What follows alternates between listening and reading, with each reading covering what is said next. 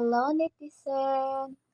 Ito na ang aking part 2 workout. So, magtatagalog portion tayo dito guys sa ating pagbo-voice over dahil hindi pa tayo marunong sa pagsasalita ng English. So, ang workout na to guys ay magpa-flat tayo ng tummy dahil malaki ang ating tummy at saka ang workout na to ay pang whole body workout talaga to guys. Ang aking ginagawa sa aking sarili ay discipline by myself, charing. Yeah. Pwede siyang gawin everyday kahit ano lang siya, 1 minute, 1 minute. Kasi ang aking workout guys ay nasa ano lang sa 15 minutes to 20 minutes lang siya. So, hindi pa naman ako pwedeng mag-upload dito ng maraming videos na mahabang videos kasi hindi pa naman tayo kasikatan mga netizens. So, I hope guys na manood kayo kahit ano lang, kahit 3 minutes lang manunood kayo, Charis. Malaking tulong na yan sa akin guys para ma-meet ko yun ang 4,000 watch hour. Kasi ang hirap-hirap abutin. Yeah, I hope. Hopefully. So, medyo hard workout tayo dito sa portion na to guys kasi hindi naman pwede na puro lang tayo standing sa ating gagawin. So, huwag kalimutan mag-counting. Pwede siyang gawin 30 counting or 1 minute. Kasi sa akin, ginagawa ko siya 1 minute, 1 minute lang. Pero depende naman sa inyo guys. Kung kaya nyo naman gawin 2 minutes, 5 minutes, nasa sa inyo na yan. Kasi kayo naman nagwo-workout. Hindi naman tayo pare-pareho ng ano ba na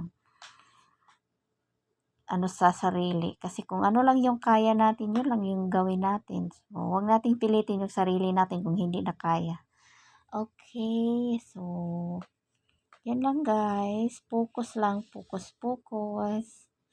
Of course, huwag kalimutan mag-exhale, inhale. Baka masupukit kayo dyan ba? Kasalanan ko pa. So, yan ang aking ginagawa guys kung bakit. Hindi naman ako super payat. Hindi rin super taba. So, mini-maintain ko na lang siya guys, ang aking pag-workout. Kasi hindi naman tayo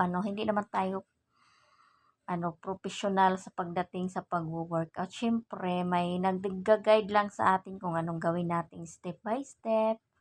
So, hindi naman pwede na mag-ano lang tayo na wala tayong pahintulot sa ating mga eksperto, charis. Yeah. Dapat may magtuturo muna sa'yo or mag-research ka muna bago mo gawin yung pag-workout kasi hindi siya madali guys. Not easy.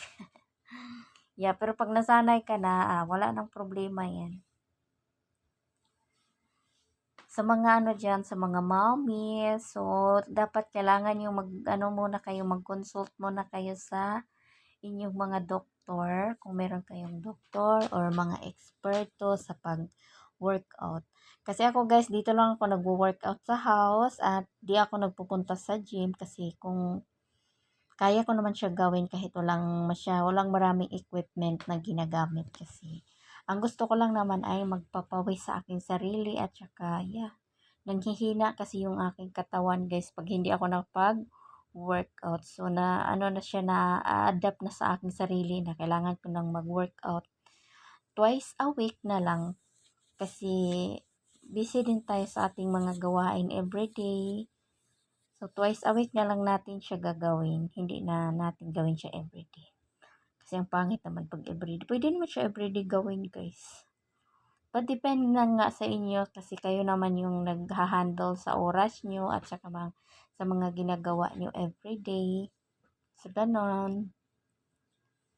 As long as na may time kayo, huwag nyo kalimutan mag-workout kasi big help talaga sa ating sarili yun guys, ang pag-workout. Malaking tulong yan sa ating mga sarili. Hindi lang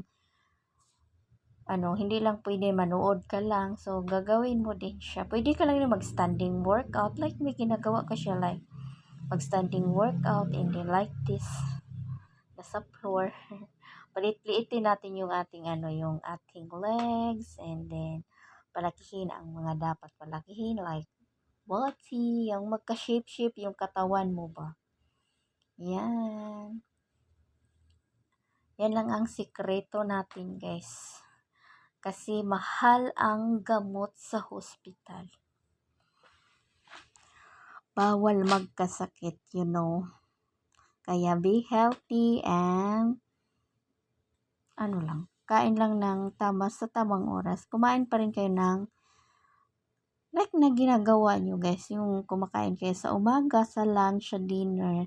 So, iwasan nyo lang yung kumain ng maraming sweets and then soda, everyday drink kayo niyan. So, not for good health yan, guys. So, mabuti pa na mag-water na lang kayo instead na mag-inom kayo dyan ng mga soda-soda. Kasi ako, guys, organic way lang to, guys. Hindi ako nagamit ng mga pampapayat or like na mga iniinom na mga mabilis ka pumayat. Ayoko ng ganyan, guys. Gusto ko yung healthy lang yun kasi masisira din yung ating kidney, oy. Sa kidney din natin yan na tatama ba kasi gusto nating magpapayat ng super payat. So, kailangan dito tayo sa organic way para wala tayong pagsisihan sa huli. Wala tayong mararamdaman na masama sa ating katawan. Be healthy, kaya water na lang kayo. Very, good na yan ang water. Kung nasanay ka kasi sa sugar, guys, mahirap-hirap talaga gawin yan. Yeah. Proven ko na yan, guys. Kasi dati mahilig din ako sa sugar at saka sa mga matamis. So, na-realize ko na na hindi pala siya good kasi yan din nung advice sa akin ng doktor. Pwede ka naman kumain ng ng sweet pero wag everyday. Pwede mo lang siyang gawin na 3 times a week na lang. Or 2 times or 1 week. Twice a week. Or wag na lang para sure ball. Kaya that's it, guys. Thanks for watching and dito na tayo mag-i-end.